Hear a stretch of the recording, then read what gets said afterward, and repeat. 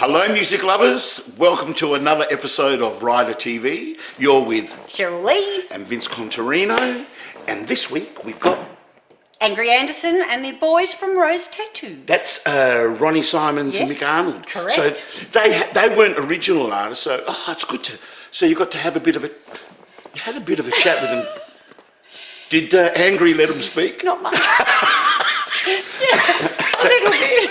That's awesome. Oh, I'm sure they said a few things. But Ronnie's a baby, and Yeah. Mick's been around for a long time Yeah. as well, but newish to Rose Tattoo. Well, the band's been around longer than Ronnie's been alive. Well, that's right. Yes. We're celebrating 50 years of Rose 50 Tattoo. years. Yeah. Well done. And we interviewed them right here, up there. Oh, cool. Yeah. Oh, yeah. Let's have a listen. Let's have a look. gander.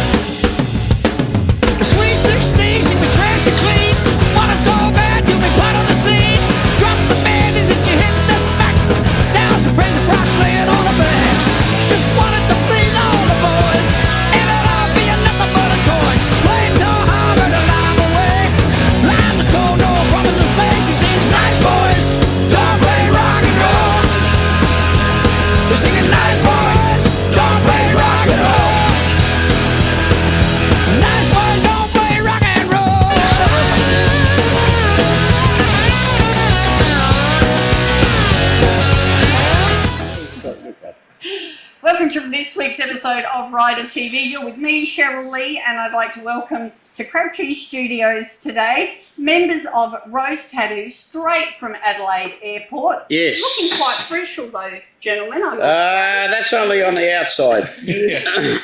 And thank you so much for fitting us in today on the way to the Bridgeway for sound check and a gig tonight. Awesome. Mid-tour. So thank you for sitting down and having a chat with us today. Yep. Last time we spoke, you just released Hard Road, the latest single. Love that you guys are still out there creating new music. How did Hard Road go? Well, you know, the thing about it is these days, the whole thing about having a product and releasing it, you know, it's all changed because you don't visit radio stations anymore unless you're Guy Sebastian, you know. You could always visit me. But, you know, I noticed that he doesn't do Triple M, he does 2GB, which Oh. is, you know, the AM talkback. And I thought, you know, really? Do I want to be part of that? No. Although John Williamson does it and, you know, Lee Kernaghan and those kind of people. And not that there's anything wrong with that. But, you know, but, you know, it's like the whole dynamics, the whole structure has changed so drastically. Having a single out kind of means bugger. That doesn't mean bugger all, does it? I mean, but it gets likes these days instead of plays. Yeah. You know, once upon a time, you would chart. Yeah. Top 10, Yeah. 9, 8, Yeah. number 1. And you could see how you were going by record sales, which doesn't happen Not so anymore. much. But I've been told in recent times it hasn't happened for years. But I kind of missed that bit for a while. We used to love the countdown. See if it was number 1 this week. Yeah. Oh, Countdown was always a hoot. Yeah. Ronnie's too young to have Yeah. been on Countdown, but So you guys need no introduction. We've spoken before. In fact, we've had a very lengthy conversation about all things Angry Anderson and all things Rose Tattoo, which you can see on our previous podcast. right. And even on the YouTube. So if you want to know all the goss, go back to that one. But we've got a couple of the babes with us. Ronnie's the babe. Especially Ronnie. He's It's literally a babe. Yeah. And Mick, Arnold, you're a bit new too. Yes, Is that right? that's correct. Yeah. Haven't been with Rose Tattoo that long. 22. Not 50 years anyway. 22, yeah. Yeah, 22 and 23. Yeah. Yeah. So literally, pretty much new. How is this tour going with them? It's going great. It's going, you know, what's left of our hearing. No, it's going really, really well.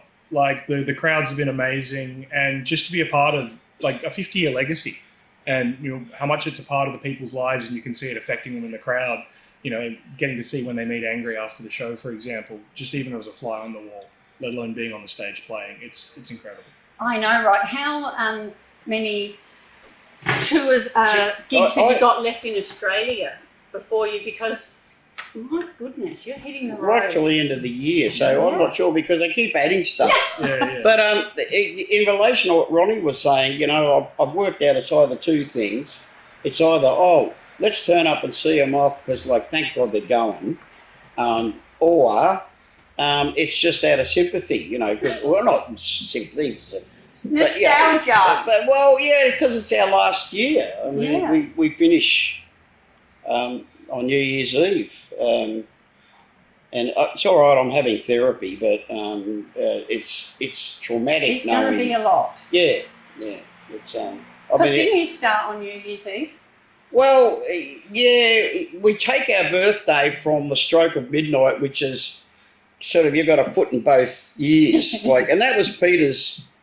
It wasn't our first gig, in all honesty, and we've been playing around Sydney for a bit, and we had a residency of sorts at a notorious gangster nightclub called Checkers. And they said, you know, we want you to play New Year's Eve because, like, you're a real favourite with that particular colourful clientele. And we thought, yeah, that's cool. So about an hour before we finished the set, and then we were backstage, and Pete said, I've just decided this is our birthday. Right. So, and that was just Pete Wells, how quirky he was, and how he just said it's perfect.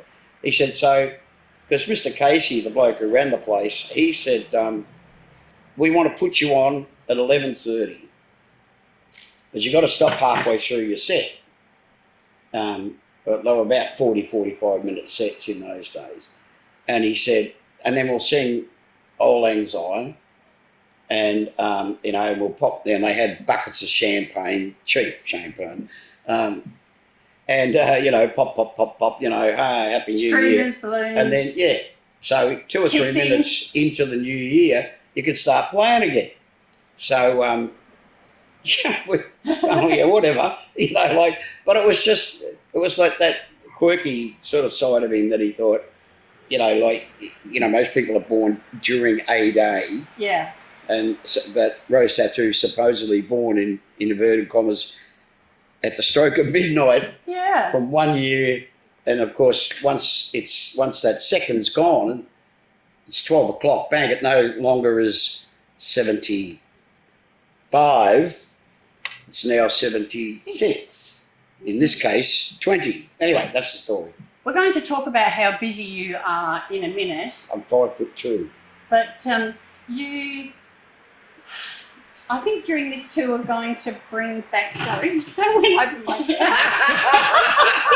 head. So we talked about last time with this tour getting perhaps some of because there's been a lot of brothers pass through this band, a great, you know, band of brothers, I guess you'd say, and we talked about perhaps some of them joining in along the way. Have you had any special guests from the history they're not of interested. Rose Tattoo come through?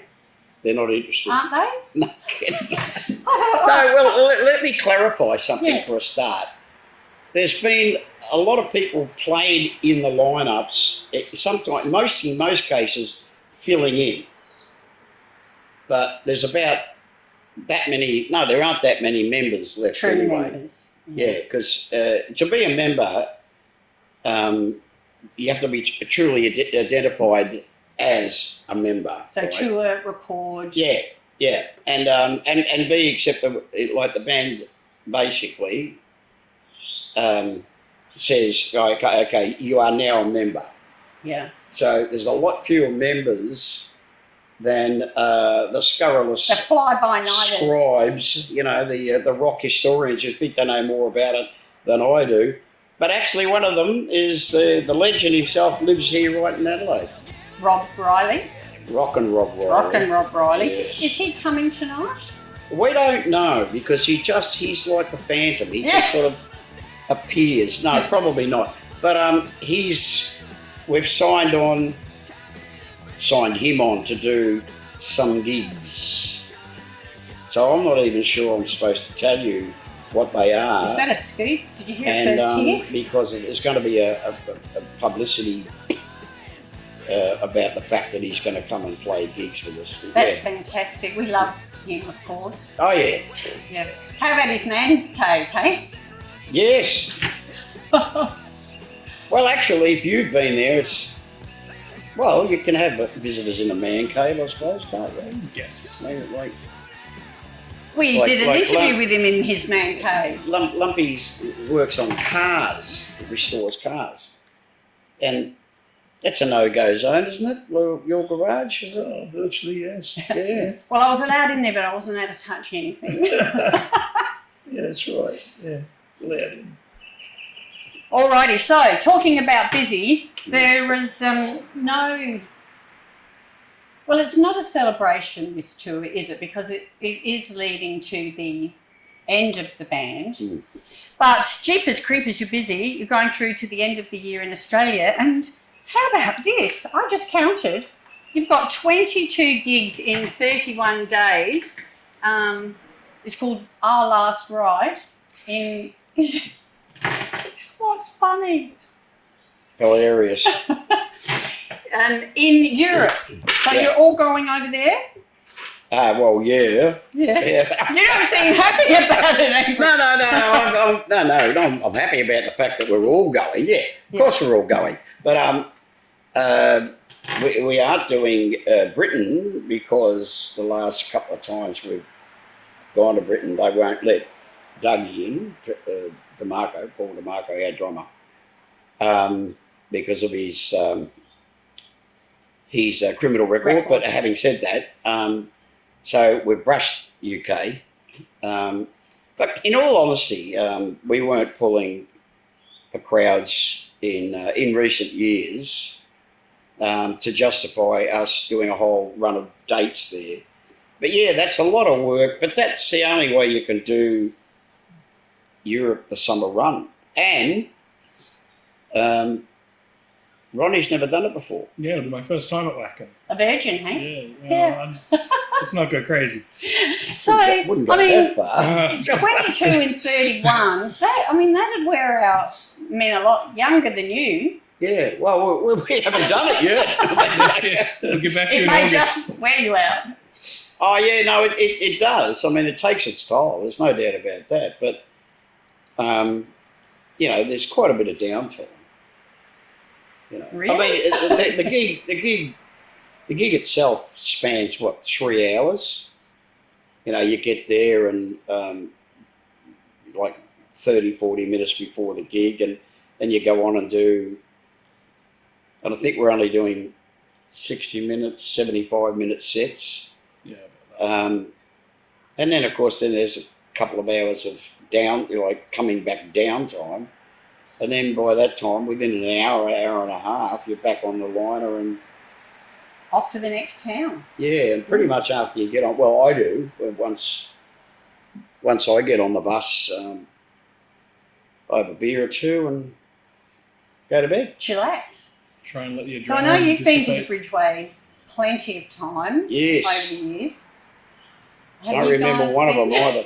Have you guys been played at the Bridgeway? Yeah, I've done the Bridgeway. Yeah. What's that? The Have you Bridgeway played Hotel. the Bridgeway? We've done Yes, it. We've done it. Oh, you have? Yeah, we have. Yeah. In 23, yeah. Yeah. It's good. Looking forward to it. Yeah. What happened between 23 and now?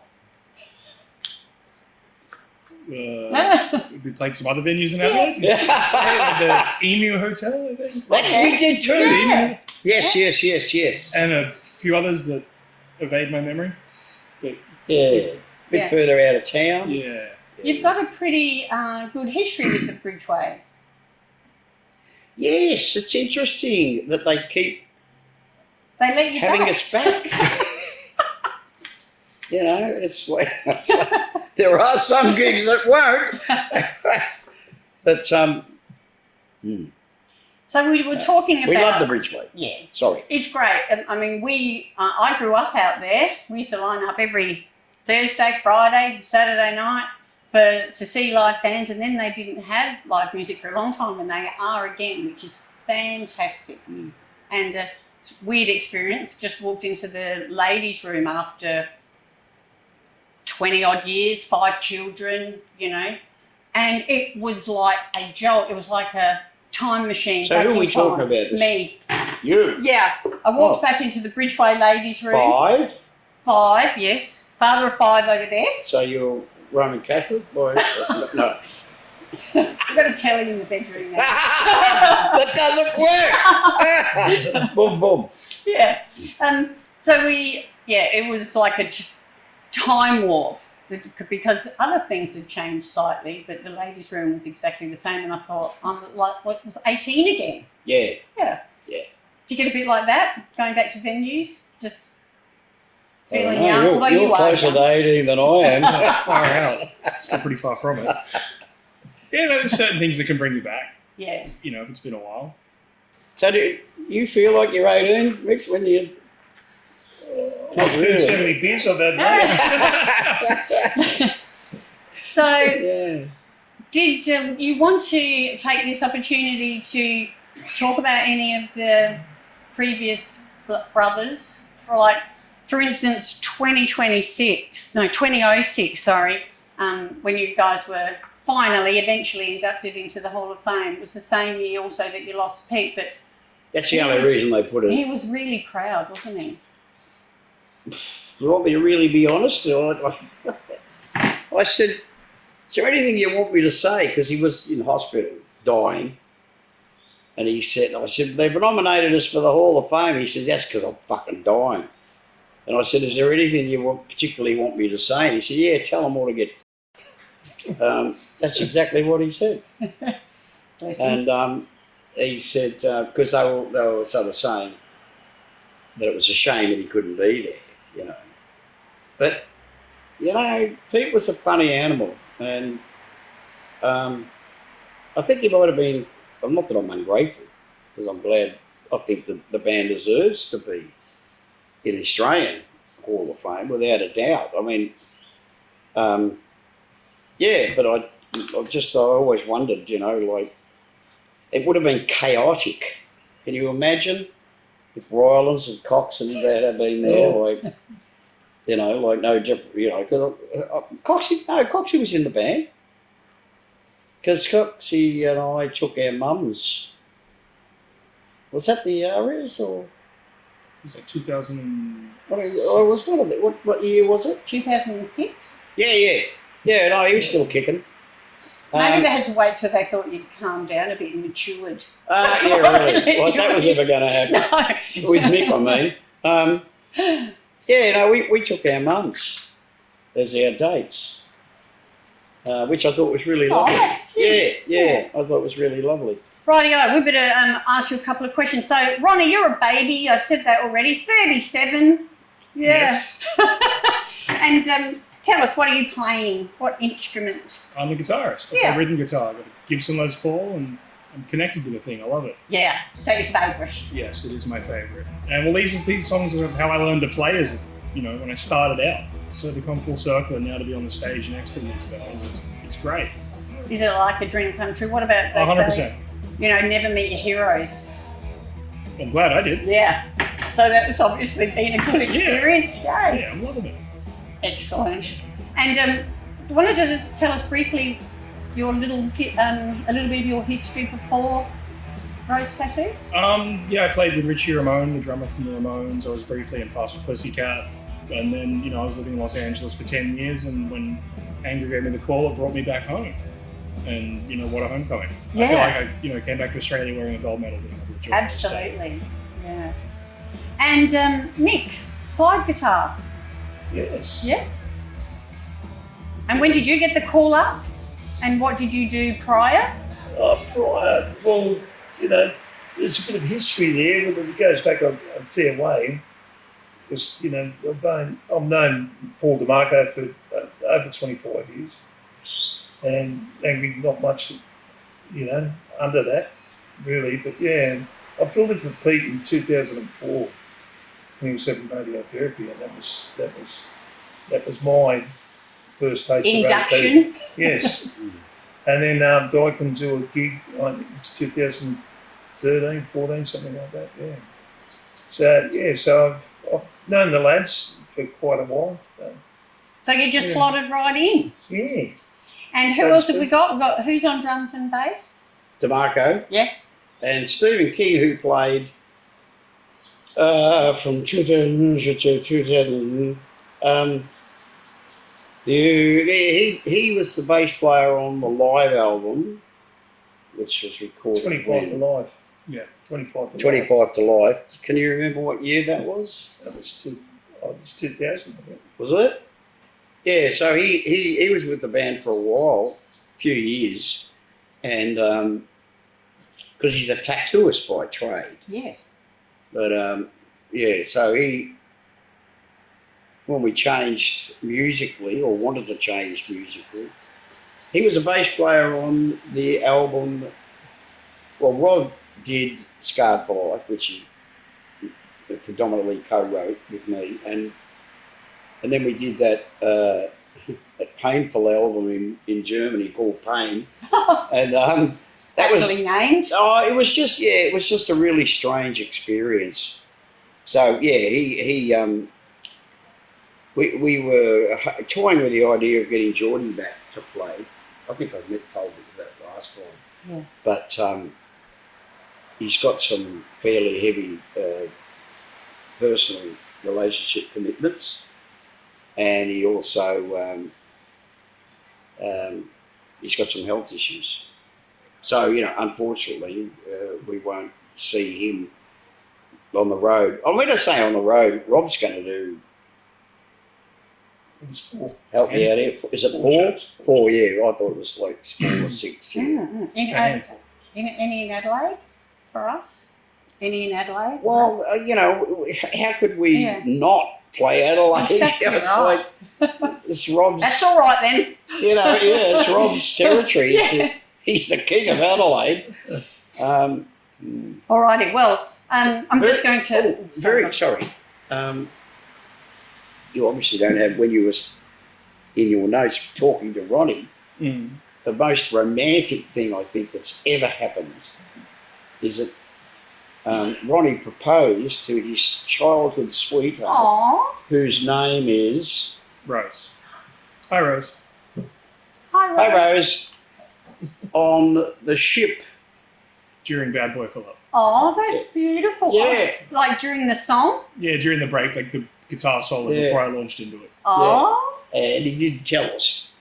And so we're I love that. we all, I cried.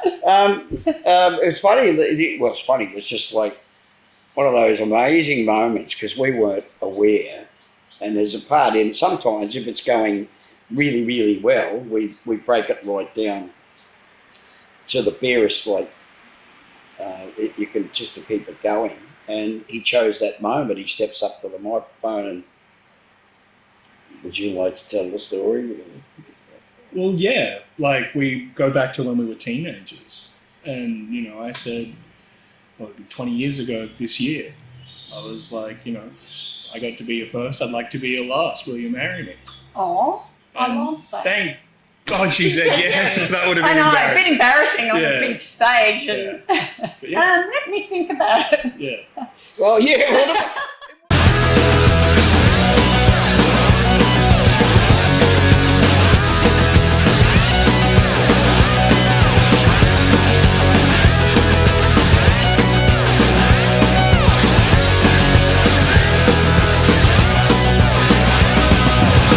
That town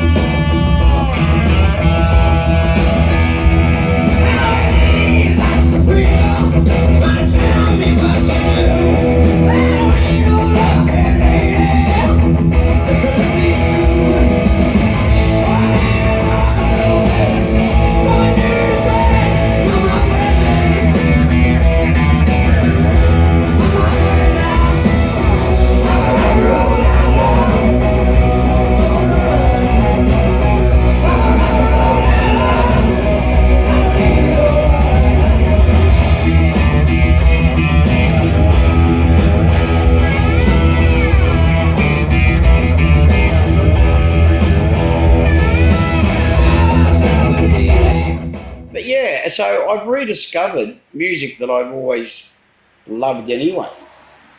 But now I appreciate, it's not so much the mechanics, is The it? It's technique, like, the, Kind of. yeah. Like the architecture. bingo! I like that. Oh, so do I. Yeah, the architecture. Alrighty. Do you have a guilty pleasure, Ronnie? To listen Musically? To? Yeah. Musically. Not while the cameras are rolling. Oh, okay. You weren't going to say, what the fucking snippets were you? I'm just kidding. I know. You're not going to tell. ABBA. It's a secret. Seriously? The architecture. I love them. Yeah, they're great. I love them. I've always loved them. Yeah. But I'm not really guilty about that. It's a No. good song's a good You're song. loud and proud about that. Oh, it's Maybe not quite that. not go crazy. And what about a favourite band to listen to at the moment? I know that probably, changes over time, but who's right now? Right now, I'm always just hungry for something new I haven't heard a million times. Like there was an American band called American Aquarium I discovered. They had like kind of a Tom Petty, Bruce Springsteen kind of feel. But I'm always just open to hearing anything new. Yeah. You know? Very good. This is where Mick, it gets have you got a really guilty interesting. pleasure that you like to listen to Oh, jeez. that you're willing to share with us? Yeah, probably. But I listen to everything. If it's good, it's got a good melody. So that what gets me. It doesn't matter who it is. It can be Lord. Anyone like that. As long as the song's got a good melody, got a hook, and it's done well. I'm in. Yeah, good music is good music, I guess. Yeah, that's right. Yeah. Yeah. Yeah. And how about your I- favourite at the minute? I really, really thought that was going to be a very interesting moment there. Yeah. And he's Keeping his cards the to master of his chest. sidestep. Should have been a football player. Yeah. Or a politician. Yeah. Maybe not. Yeah. I mean, like, okay, I mean, you know this, like, probably the most, I was about to say, so what are you listening to? Like, but, I'm in recent times, I've gone back and rediscovered, it came about from a long-held love for Appalachian music. I love fiddle and banjo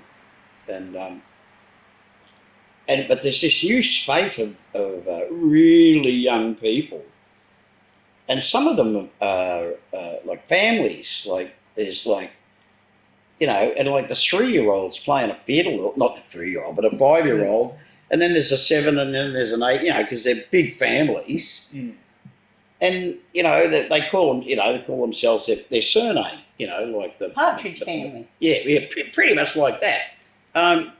But yeah, and some of them are like extremely odd. There's this wonderful guitar player, and you can tell he's not polished. He's just great. But it's always on a porch, and he's got this woman with him that's got no teeth, and she plays the spoons. And it's, she does all this stuff, and you just think, it's like, I mean, I get it because it's rhythmic and it's percussive, but he doesn't need it. It's just that, that's either his wife or his mother. She could be either. Or sister. But, well, it could be his sister. Yeah, absolutely, yeah. But she's got no teeth.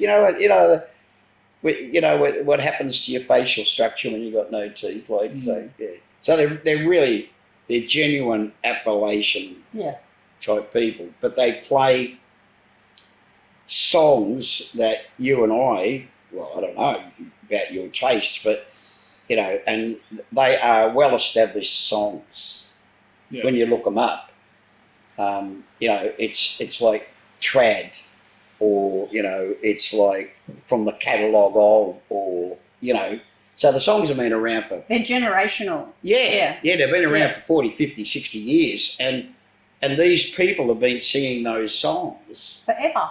Yeah, on porches and in lounge rooms, and it's just I find myself really attracted to, and I'm discovering a lot of which I send the boys for, mainly just for interest, like for their own personal interest, because it thrills me. But these guys, like, every now and again I'd come across someone, I go, I've heard that before, but a lot of them are just these really old, and they're sitting on a porch somewhere and it's stomp, stomp, stomp, stomp. But it inspired, actually. It's funny how these things work synchronistically, because, trying to write songs, and I say to the boys, we'll come up with, some interesting music, and which I've got to talk to you about. I just found about a bunch of your stuff that goes back a bit. Like 3 years. I was trying to clear out, sorry about this, but no, this is good. I was trying to clear out the backlog. Like Yeah. You found a bunch of old demos and stuff. Yeah. Because there's a lot there. That is, yeah. Just bits. Yeah. Gold. we're gonna have to. We'll get together. Yeah. But there's a couple of passages. I thought, oh, that's great. But the bit that comes before it, Trim it back. But yeah, so it's inspired. I said to Lumpy, I said one day, I just love that. I sent him a few things, and Ronnie too, and I said, I just love that authenticity, the history. Yeah. Because it's kind of It's just organic. Well, it's kind of like what's happening to us now. We're musically, I mean, we're going to play it our own way, which I think is rather cool. You know what I mean? It's like, it's usually hold the wake when it's over, and of course when we get to midnight, that's supposedly, they're over. But we're going to keep playing, like so. And but anyway, I said to Mick, no, dead but never forgotten. But I said to Mick, we really need, and he just sent me this piece of guitar music, and so inconsiderate. Yeah, how rude. And it's exactly, it's what I call jangle music, but it's just that old blues thing. And we've decided that the best approach to record it is just that. It's just, instead of involving the band and having it like a rock and roll tune, or like a blues, like Outlaw and Bad Boy or something, that's just electrifying, but it's just blues. Yeah. And so we're gonna record it that way. I think last time I spoke to you, hubby and I had just done Route 66 from Chicago to LA on the Harley. Yeah, nice. And talking about blues music, we are about to head over again and do the Blues Belt down that side. Where is it, Baz? Nashville, New Orleans, where all of that Memphis music came from. Yeah. Well, see, that once the music, historically speaking, how you got the blues is, blues was a peculiarly Black American thing, right? So they had that. But where rockabilly came, from what most historians agree on, is when those strange people that live in the mountains came down. And the hillbillies? Yeah. And played with musicians that were around down out of the mountains. And that's, you ended up with, and then they went back. And then later Elvis came. Yeah, much later. And I think that's one of the beaut things in the Elvis movie, which we've used for inspiration for a song, is that one wonderful moment where the young Elvis walks into the church. Because what a lot of people, I don't think they fail to accept or not accept, appreciate, but he got his grounding in gospel. Gospel, that's right. Like a lot of those. See, Jerry Lee did the same. Little Richard's the same. Elvis, I mean, of course, Johnny Cash, and his connection with Christianity held right through his life, because what's her name? Mrs. Cash. She belonged to that musical family. The woman he married, Oh, right. She's a great singer. Yeah. Does the duet with him. But see, they were Mrs. really. Cash. Yeah, well, see, they had this real. Her family are really Christian people. But anyway, yeah. I cried the whole way through that movie because I knew the end. The Elvis movie. Didn't I, Barry? I didn't. And ugly crying. Like, really ugly face crying. Yeah. Yeah, I cried in moments because. When he was you seen that movie? The Elvis movie? Yeah. Yeah. You know, when he was with you've his seen it? band and You they haven't were seen it yet? rehearsing. Oh, Yeah. you know when we sat. Sorry, it was all. You know when we sat and talked about Hallelujah, Yeah. which is probably, hopefully, it might actually end up being the next single. I was telling Lumpy about the movie, right? So I'm not a big Baz Luhrmann fan. I think he sort of. Anyway, we won't get into that. Yeah, we could talk about movies all afternoon like we did last time otherwise. Amongst other Yeah. things. But the thing about it was that he captured that beautiful moment. Now, because you've already confessed that you cried all the way through the movie, which is great, because my mum used to say, it's God reminding us that our heart's still working when we cry, you know, like emotionally react to something. Absolutely. Right? So, it's like, you know, I can't wait for the first moment that I actually see my first grandchild. You know, I'll be an absolute blubbering mess. Yeah. But having said that, there's that wonderful moment where he's like 12 or 13 or whatever, and he's walking past the church, and I was trying to explain to Lumpy how his music. So this is where you know that there are connections, like real connections, because he came up with this song, this tune, and as soon as I heard it, I thought of that moment. Yeah. The first moment I heard what he sent me, I thought of the moment that the young Elvis in the movie walks into the church, and it's a Baptist church, Southern Baptist church. They're all black people, and they're singing and dancing, and he's. Even though, like, a lot of white churches down there adapted that kind of sing for the joy of it, right? But not quite like you know, the Negroid or the black people. And it's great. There's terrific moments in that scene where you see him drinking it all in, and like, you know, there's. The sunshine coming through the window. You know what I mean? It was just fucking amazing. It was amazing. And even though that's why it reinforces my belief in spirituality and spiritual connections, because I hadn't even said to Mick, this is the kind of song that I want to write. But he gave me this music, and at the moment that I heard it, I thought Elvis for some reason. But there's other connections too, which, but yeah, and I just sat down and I just wrote, I sang to the tape, the chorus, which still stands today, but it's about that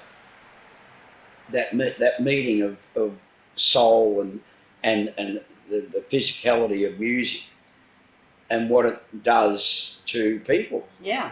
You know, it touches them deep down inside, doesn't it? Right inside the soul.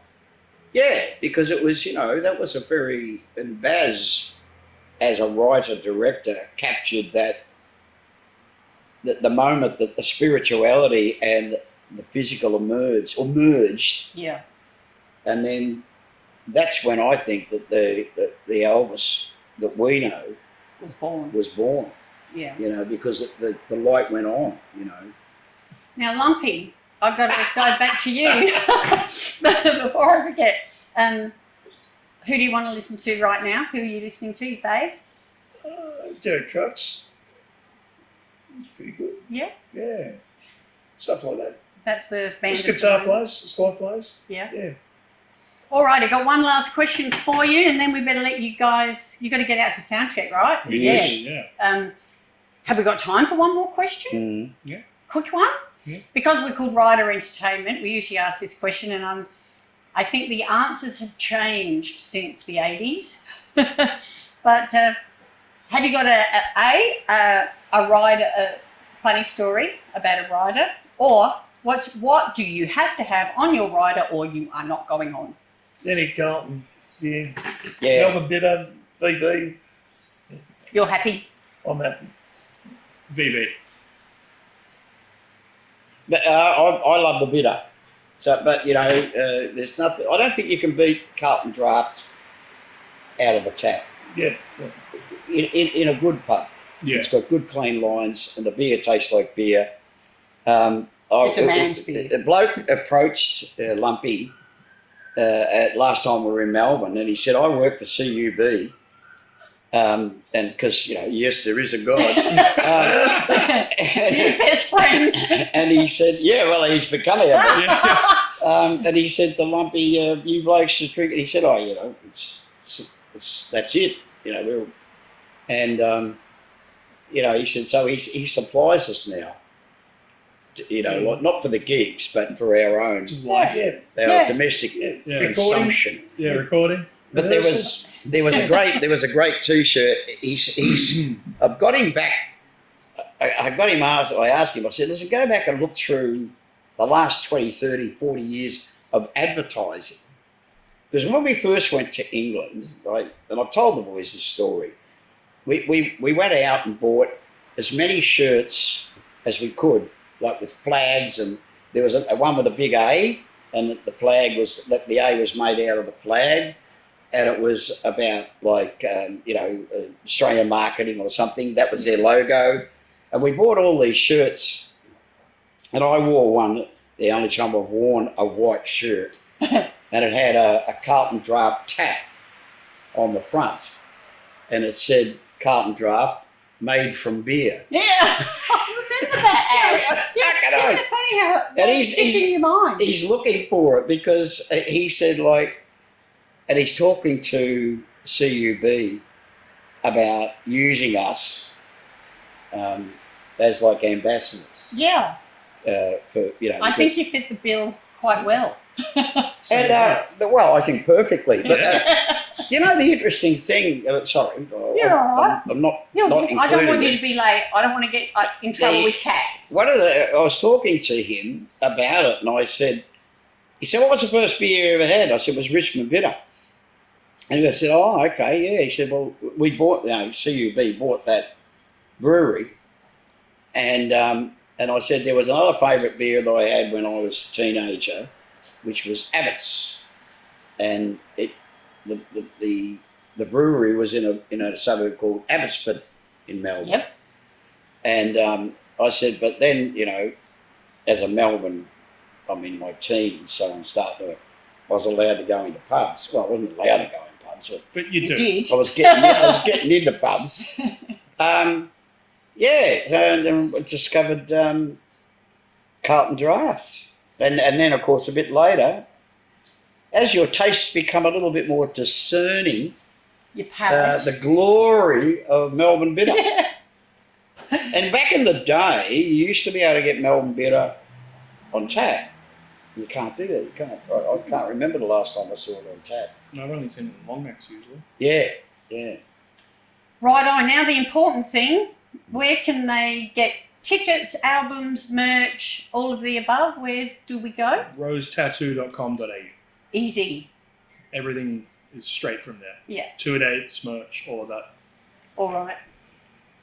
rosetattoo.com.au. Yes, .au. .au. Yes. Well, gentlemen, I really appreciate you coming and having a chin wag with us today. Welcome aboard.